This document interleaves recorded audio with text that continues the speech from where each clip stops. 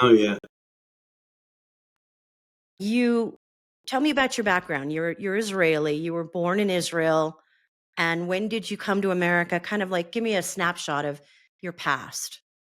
A snapshot: born in Israel, served in the army, left Israel when I was 21 years old in order to start it used to be that if you wanted to be a big entrepreneur and all of that, you need to do it outside of Israel. That was kind of the gap where like internet started to be really big and you could actually make money from everywhere around the world. So from Israel, from everywhere. But for me, it was before. So I went into United, actually started in Canada, landed in my family over there, and start my way as entrepreneur in the big world. Um, got into did a big trip in South America for a year. Started actually in retail. I used to have like a retail location in 28 states in the United States, moved into e-commerce, then moved into real estate in 2008 as an investor and a broker, and got into the tech around 2016. I did always an action of like try to find return in the market. So I said, why there isn't a tool that does it automatically, take all of the comparable in matter of what a house costs, like if it's a good deal or not a good deal, and what the residual I can make on it. And then 2017 got into the vacation rental space. That also over there we got into a lot of inefficiencies. So I started a company that actually by mistake, in a way, like I broker a deal to a friend of mine. His parents wanted to move in, and he told me, you know what, my parents decided not to move to the house, and I want to do it Airbnb. And I told him, okay, great, but what's the connection to me? He told me, everything that you do good. So I told him, okay, let me think about it. And I found a company in Australia that can implement interior design on top of empty picture.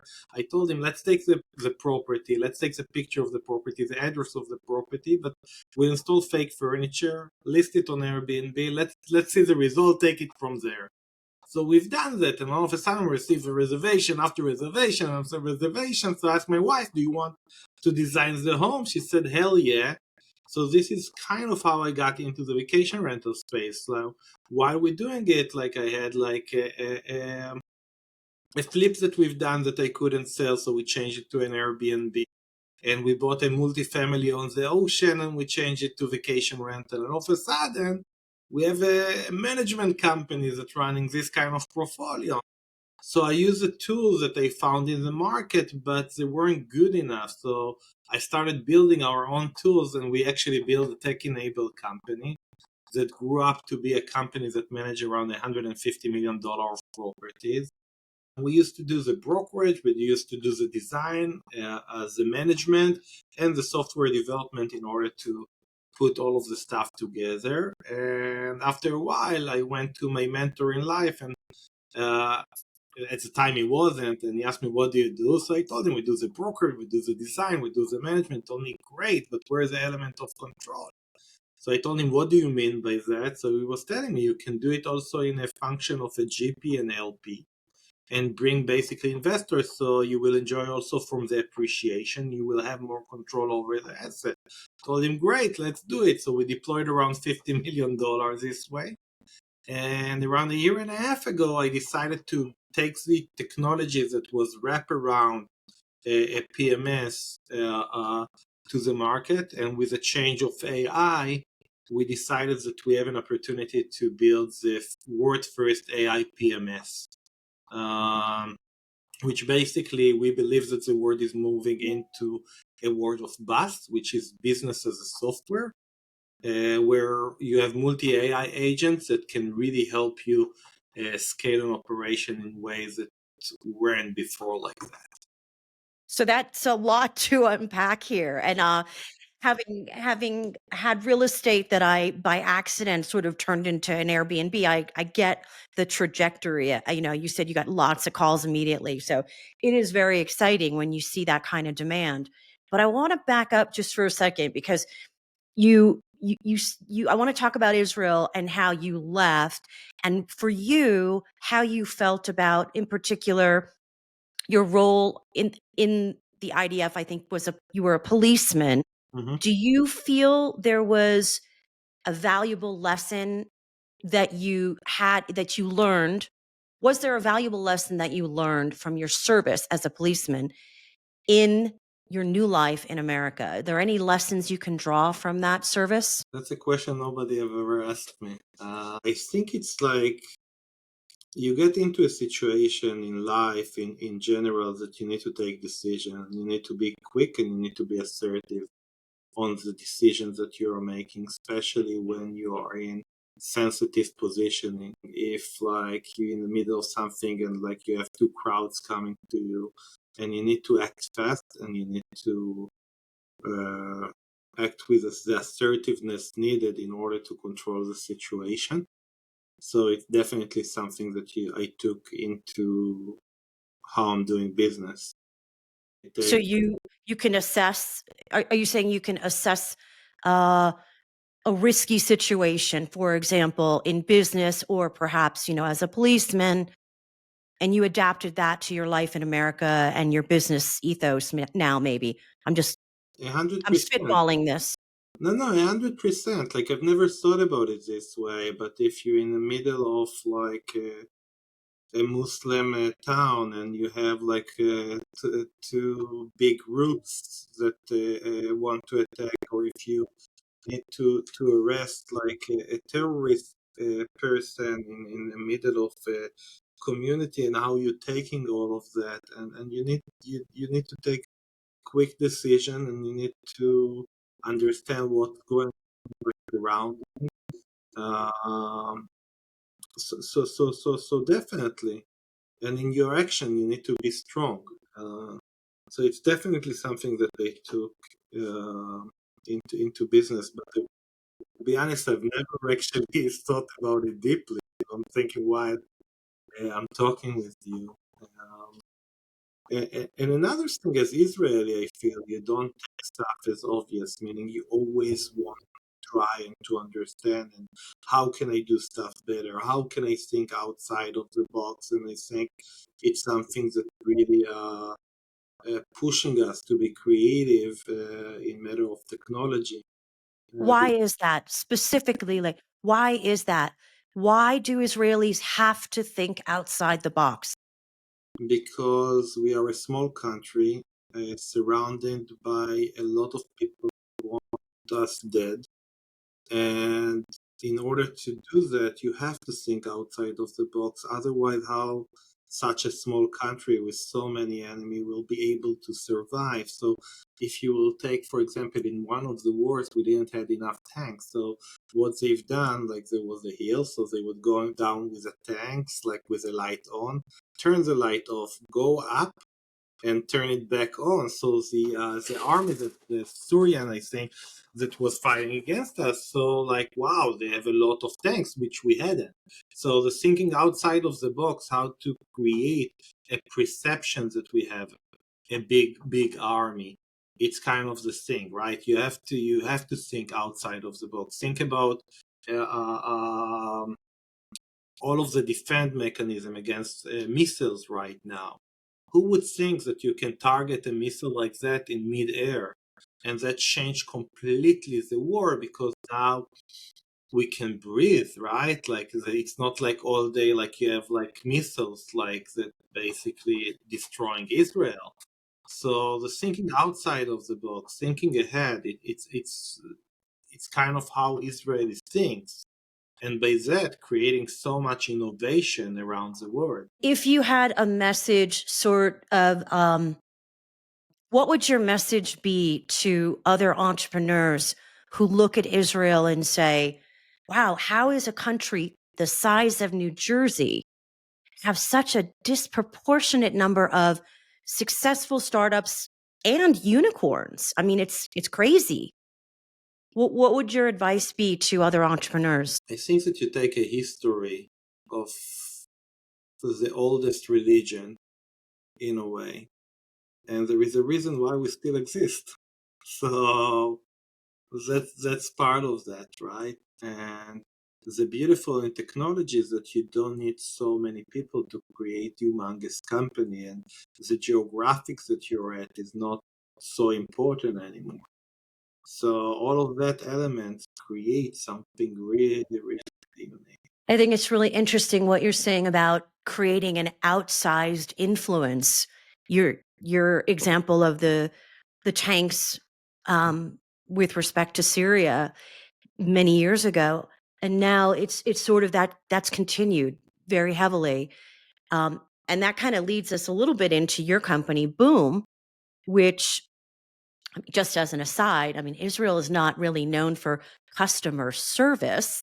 Having lived there, I can tell you that firsthand. So that's kind of ironic that you, as an Israeli, are developing a customer service tool. But tell me a little bit about Boom and how that. I know it's in the vacation rental space right now, correct? That's your space. What? Currently, Yeah, currently, yes, and I assume you're going to move to another space we call it within. boom real estate. I'm sorry. We call it boom real estate. So Boom. yeah, Oh, yes. I see wow, you're wearing lots of swag here. Very good. Very good public relations. That's excellent. always, So always swag. you moved, you served as a policeman. Then when you were 21, you did your year of traveling like all Israelis do. You went to South America. I don't quite understand the whole Canadian part. You had family there? Is that what you said? Yeah, yeah, I had family. I landed with a family in Canada, in Toronto. Amazing time. Yeah. Toronto's a very, very cool city. Now you're in Miami. What were you came as a real estate broker. You talked about your friend, you built this Airbnb sort of model for your friend's parents' investment. And you talk a lot about how AI is the automation of automation, which I love. I think that's amazing. How did you pivot from that into Boom? I know you gave me the long spiel here, but for an average person who's just listening to this, Boom is for the real estate owner or for the property manager, or who buys your product So the specifically? person, 100%. So the person currently buying our product is a property management company that manage over 50 properties on platform like Airbnb, Booking.com. And what Boom does, it's allowing this company to manage and interact with all of the entities. You have the property owner. He wants to know what's going on in his property, what is P&L, what's the expenses, how much the property is doing, what's the review on the property. On the other hand, in order to manage a vacation rental, it's a really hard mission because if you manage hotel, you have 400 properties, same location, same Wait, staff. there's a sound. Hang on one second. There's a sound. Is that at you? No, I think it's outside. We are in the penthouse location, but still here's the Okay, thing. sorry. So when you manage like a hotel, it's a concentrated place, meaning you have 400 property apartments, same concept, right? When you manage like a vacation rental, you have 400 properties that are in distance of 2 miles, 3 miles, 4 miles from each other. The sizes are unconfirmed, meaning you can have a 4,000 square foot or 5,000 square foot of, compared to 200 square foot of like hotel. You have like the material is different between property to property, unlike hotel. The furniture are different. Your ability to control the movement of all of the people, it's a really, really hard to manage all of that. So we created also like a task management, a office management, pricing algorithm, a unified inbox that you can talk with each channel, pricing that push to each different channel, KPIs to each person in your organization to understand who is the cleaner that cleans the fastest, what the review score is that is getting on it, all of your project management, all of your website builder, your guest experience tool. Now, all of this stuff are talking. in a way. And that's what, like right now, the market is built in a way that it's really fragmented, meaning I have one product, and to that I'm attaching a lot of product in order to give the capabilities to companies. Create frustration with the team because they need to work on different apps, different websites, and all of that. We basically build something that is all together. So that's in the software aspect. But when you look at it, AI, multi-AI agents, it's like everything needs to talk in everything. For example, if you're coming and you're asking me, hey, I want to do an early check-in. So I need to go to my task management and see if there's any service call to fix a toilet or to fix a shower. Then I need to go to the reservation if they're allowed late checkout or whatever it is. Then I need to go and see that all of the missions were done, and then I can give you an answer. The way the world is right now, it's building with SaaS in general. It's built with like SaaS models that come to help a position. What I mean by that, your accountant, your bookkeeper will work on QuickBooks. Your marketing person and sale will work on HubSpot. Your handyman will work on Monday. And what happened in reality, your bookkeeper doesn't have a receipt, so he's asking like the handyman, hey, can you get me the receipt, right? So on top of all of these tools, you have people that are talking in between themselves in order to run a company. And we are looking at SaaS basically moving into a model of BaaS, which is business as a software, where everything is connected. So imagine, for example, that you have a booking, like let's say in February, your calendar is empty. So one way, your pricing algorithm can take down the price, right? Then more people will want to book it. But in reality, maybe the first picture in Airbnb is not good and needs to be changed to do A/B testing on the first picture because that's the first one that you click. Maybe the order of the pictures is not good. Maybe the listing description needs to be changed. Maybe the title, if there is a Taylor Swift event 5 meters from the event, you want to change it in your title so people will know about it. If you go into Colorado in summer, it will be a different description than in winter. So, and maybe I want to do an email campaign to past guests that will book it with a discount, right? So there is so many ways to touch stuff, and the way we're looking at it is one whole ecosystem full with multi-AI agent that helping you do the operation in a much better way. So it's a very seamless, and I expect the guest review would be part of that, since guest experience is a key component of Boom. 100%. Yeah. So who runs the software? The property manager buys your subscription, and is there one point person or there's multitude of team members in it at the same time? Yeah, that everybody have its own permission, right? So my guest communication person will have permission to go to the unified inbox, and so it depends. And the owner of the property will have like an app for him to look at his properties, and the handyman will have an app where he's going to the place and he tags the picture, cost of material, but everything is connected. So when your handyman go and do the work, when the owner will go into his P&L, he will be able to see not just a line item, he will be able to see what happened, why did it happen, videos, pictures, the before, the after, so everything is connected. So the owner has a really complete picture of what's going on with their property, and maybe why their reviews have gone down, or, you know, whatever the challenges have been, or maybe the cleaning people are not doing a good job. So there's going to be a lot of feedback for how many properties do you have under management at this point? 200, but again, like that's the management design VR is a company that's working in Southeast Florida and west side of Florida. I'm not meaning I own the company, but I'm not part of the operation of the company anymore. And under Boom, we have thousands of properties all around the world, meaning in Europe, US, South Africa, Mexico as well, and we're growing around 40% a month currently. You're growing 40% a month? That's amazing. Thank you. That's amazing. Mazel tov. Thank you, thank you, thank you. So if we sit here in a year, where's Boom? Booming. That was a softball, man. I teed that up for you. That was too easy. True, Too true. easy. But if it's easy, I take it. I know. It's the Israeli in you. You're just going to go for it, right? Are there any last words of kind of insight of how you've adapted to life in America from, your upbringing in Israel? Is there any last minute thought you want to share with me on that? Being this is the Israeli Trailblazer podcast. I'll tell you what, it's take time to understand mentality.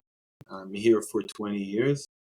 I think that American is what in between the words, where Israel is like really direct. It's a beautiful thing to really live both of words and understand there is a beauty with everything, meaning in America you have a beauty, and Israel you have a beauty, and understanding how to bridge.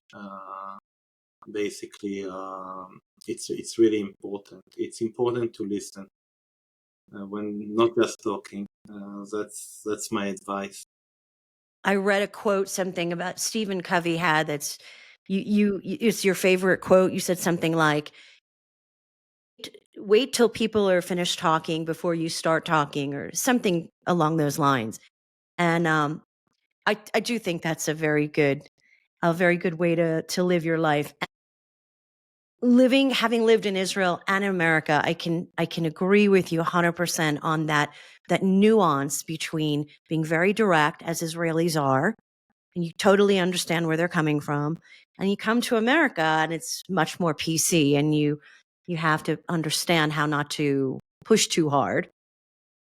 Exactly. So obviously Boom is booming, and you've bridged that gap very, very well. Thank you so much for your time this morning. I really appreciate it. Thank you. And